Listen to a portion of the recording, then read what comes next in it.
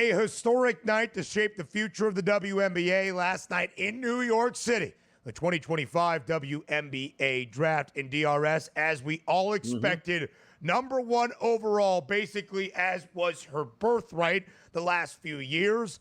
Paige Bueckers goes first overall to the Dallas Wings. Of course, capped off her incredibly successful and legendary collegiate career just over a week ago with national championship number 1 for her, number 12 for UConn, and now 9 days later, the number 1 overall pick in the 2025 WNBA draft. Paige Bueckers was a minus 20,000 favorite to go 1 of 1 to Dallas. It's what we saw actualized last night in New York City.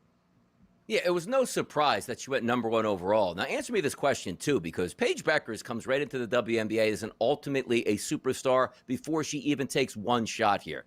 What is her pay? What's the contract that she signs to get into the WNBA? Is it a 1 year, 2 year, 3 year? And what's the financials behind it? Do we have that like off the cuff or no? Joe Frizo will find that for us in just a moment. I believe it is a 4-year rookie deal worth $350,000 is a rookie deal for the entirety of that. It's why DRS, some headlines were made early on Monday or late Sunday night that Paige Bueckers signed a deal to play with the Unrivaled League and will be paid more in her first year of that 3-year contract with Unrivaled than she will make in the entirety of her rookie contract in Dallas.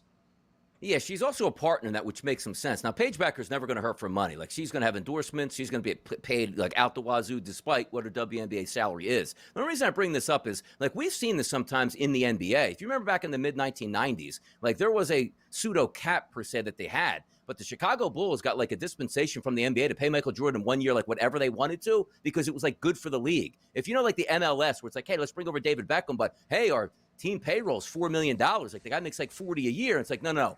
You pay him whatever you want in LA. The league is going to be okay with it because it brings more fans like into the tent. Now, I'm not saying like Paige Bueckers, she's automatically going to play in the WNBA, but also like Caitlin Clark. Like, shouldn't we have that? Like, you are a bona fide superstar number 1. Like, there is no payroll for like the stars here to keep them happy and be like, hey, you know what? Love the WNBA and keep it moving forward and bring as many eyes on the game. I understand this. The WNBA technically isn't profitable at this point, but you know how you do make it profitable? Every year, new superstars coming into the league that feel like they are paid essentially what their status will be. We're not asking them to make $10 or $15 million a year, but when you hear that, like, hey, number 1 overall pick in the WNBA, who is a superstar, it's like, man, they're only going to make about $78,000 to play in the WNBA when we take a look at some other options that could be out there, like going back to school, making $3 million.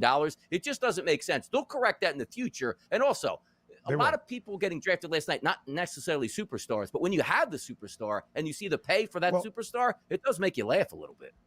We'll have Myles Ehrlich on with us in our second hour to talk about what the expectation will be for Paige in Dallas, what it means to continue the momentum in the WNBA into the 2025 summer. It should be noted, DRS, the CBA, the current one of which the W is operating under, signed back in 2020, was supposed to run through the 2027 season. But back in October, the Players Association opted out of the current collective bargaining agreement to bring things about quickly, as the league has seen such an expansion and a spark behind its numbers with that tremendous growth and momentum, so that they can maybe get higher player salaries based on what we are seeing in the W. There is probably a tie there, DRS, between Olivia Myles, who is projected as the surefire and bona fide number 2 overall pick out of Notre Dame this year, why she hit the transfer portal, ends up at TCU for a reported $1 million NIL deal,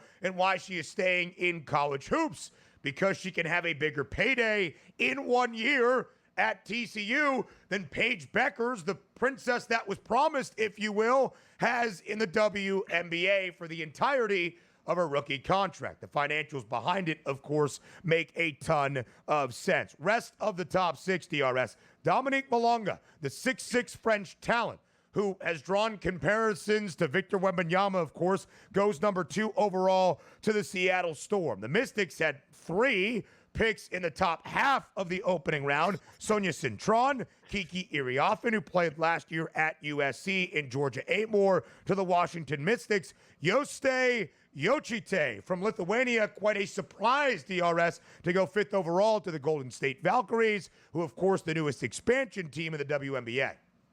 Yeah, outside of Paige Bueckers going there, you could have fooled me and said, name this person, is it real or not? Have no idea. That's why you got to pay the superstars, the ones we know. Come on, pay them. We'll have a lot on the WNBA in our second hour, which comes your way next. The future of the W changed last night for the 2025 WNBA draft, and Myles Ehrlich joins the show live right here on this Tuesday morning on the Early Line. Senior writer for Winsider. He was at the draft last night at the Shed in New York City, watching the future of the WNBA take shape live and in person. So, Myles, we appreciate the time on this Tuesday morning for your draft reactions here on SportsGrid. Thanks so much for having me, guys. Good to talk to you. Myles, as expected and confirmed last night, the coronation of Paige Bueckers going 1st overall to the Dallas Wings. A minus 20,000 favorite to go 1 of 1. She accomplishes exactly that just over a week after capping her outstanding collegiate career with a national championship. We'll get to the rest of the draft in just a moment, but let's start with Paige Bueckers. Everybody expected her to be the 1st overall pick way back in 2021. After a long college career and a national championship to end it, she goes 1st overall to Dallas. She will have very high expectations entering her rookie campaign this summer, Myles. What do you think is a successful debut year in the W for Paige Bueckers in Dallas? So I think a successful year for her is just continuing to be her. It's not just that she's going to go out there and score 30, 40 in a game, although we saw her do that in the tournament. She had 3 games with 30 plus, set her career high with 40 in a tourney game, but it's her efficiency. She was coming off of 52, 43, 89 splits at 20 points a game with UConn this year, and her 3.5 assist to turnover ratio led the nation. So I think that for a rookie to come in and just be that composed, have such a good feel for the game, and be alongside pros like Arike Ogunbowale, and now Dejanay Carrington is over there, Nalissa Smith's over there now, Tierra McCowan. They already have a pretty strong starting 5 that she'll be able to slot into. They were just needing this point guard. So I think she's got a lot of vets to lean on, and she's just going to stay at that efficiency level, and that'll help her make that transition. I love the fact that we talk about the WNBA now. It used to be like, okay, we're trying to learn the players, but the past couple of years here, true superstars, it looks like, are coming into the WNBA, which is great for the sport. Boots on the ground, as we like to say, Myles. You were in the building last night. Talk to us about, like, maybe the added energy of the past couple of years in the WNBA and what it looks like for the future, that now we're getting those college superstars that everybody knows into the WNBA. It can only help. Yeah, absolutely. And I think that part of this, the credit goes to the league in terms of kind of bridging that connection from college to the pros in a way that I don't think they always did. I think they always kind of looked at the W as, this is the pinnacle, you should want to get to us. But now we're seeing that storytelling go on because you've got these players in market for 4 years. And I think that's why college fans resonate so much with those players, is you have more time than you might on the men's side. So by the time you get to the pros, they're already household names. And the energy is just, as the league starts to expand now and really just ratchet everything up, it's just so great to see from fan bases that you don't have to be in one of the 13 markets that exist now. You can be anywhere. You could be watching in college, and then you have your loyalties when the players go pro. So, Myles, as you alluded to, now 13 WNBA franchises. The Golden State Valkyries drafting 5th overall in their first WNBA draft last night, following Paige Bueckers, 2nd overall to the Seattle Storm. Dominique Malonga, a 6'6" French talent who was the first French woman to ever dunk in a Euro Cup game. Some international upside, to say the least. As you look at the entirety of the top half, perhaps, of this WNBA draft class here in 2025, what do you make of the class overall?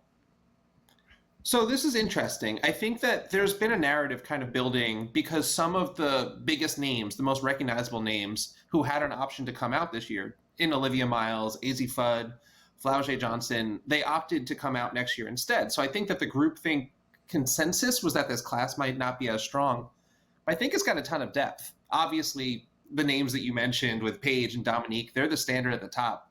But more and more roster spots are going to be created over these next few years with these new expansion teams. And more collegiate players will have the chance to make it past those first couple of weeks of training camp, which was not always the case. So I think that development opportunity is really going to help showcase that the talent was never the issue. It was just the lack of space. So I'm pretty high on not just the front half there, but pretty deep back half of the first round into the second round. There were some people that in the industry I thought were projected to go much higher than they went, and that just shows how strong the game is right now.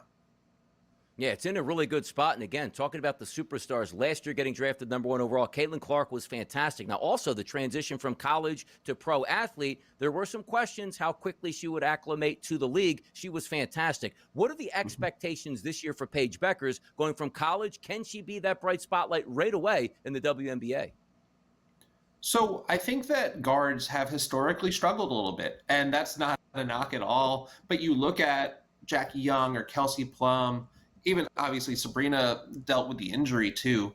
But what Caitlin was able to do last year almost just reset it all. And that's not to say she was not without her struggles. I think we saw that she had some turnover issues early on in the season, but she really adapted and had that long leash to be able to adapt on the fly and to figure that out. And then by the end of it, it was one of the best rookie seasons we've ever seen.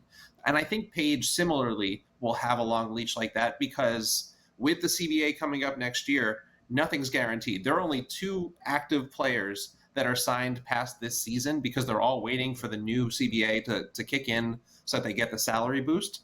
So I think teams are going to have even more incentive to really play these rookies and let them kind of sink or swim. And they need to know what they have. So I think Paige, kind of on the same track as Caitlin last year, is going to have a really, really big opportunity to play through some of those mistakes. And I think she's built for it. I really think that the most impressive thing I have to say that I saw from her last night wasn't even about being on the court, but it was about how interested she is in year one being a player rep for the Dallas Wings. She wants to get into those conversations about some of the holistic league-wide stuff, the bigger picture issues. So she really wants to slot in right next to your Neko Gumakays, your Elizabeth Williams, Alicia Clark, some of these big names that have been around for so long. And I think that leadership, that in her being kind of pushing herself out of her comfort zone from the very beginning, just kind of exemplifies the unique talent that she is. And with that current CBA expiring at the end of this upcoming October, there will be a lot to shape the future landscape around the WNBA. Myles, you talked about the depth of this draft class here in 2025. Back half of the opening round, maybe into the second round. Of course, a name that everybody knows from college hoops, that would be Haley Van Lith. She goes 11th overall in the first round. What did you make of that selection? What perhaps was your favorite pick of the back half of the opening round, or one you would like to highlight even deeper into the second round?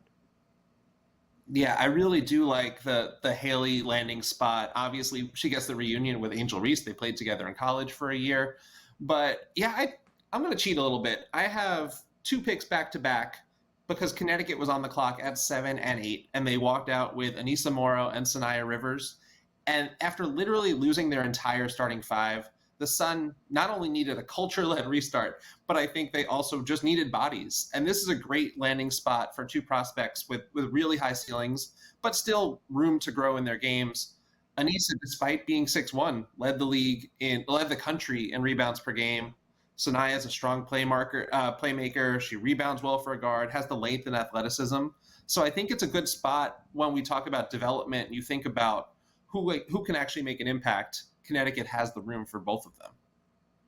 The Sun entered last year with the 3rd best price to win a WNBA title, but a lot of moving parts for Connecticut in this offseason. Alyssa Thomas now with the Phoenix Mercury and so many other changes in Connecticut. Here are the odds, Myles, for 2025's WNBA season. The Indiana Fever reloading this offseason to bolster the roster around Caitlin Clark, but of course at the top, Still the New York Liberty, the team you cover closely, at a plus 230 price, followed by the Aces and the Fever at plus 350. Myles Ehrlich, senior writer for Winsider. We appreciate the time greatly on this Tuesday morning here on the Early Line. We'll chat again soon. More coming up on SportsGrid on the other side of the break.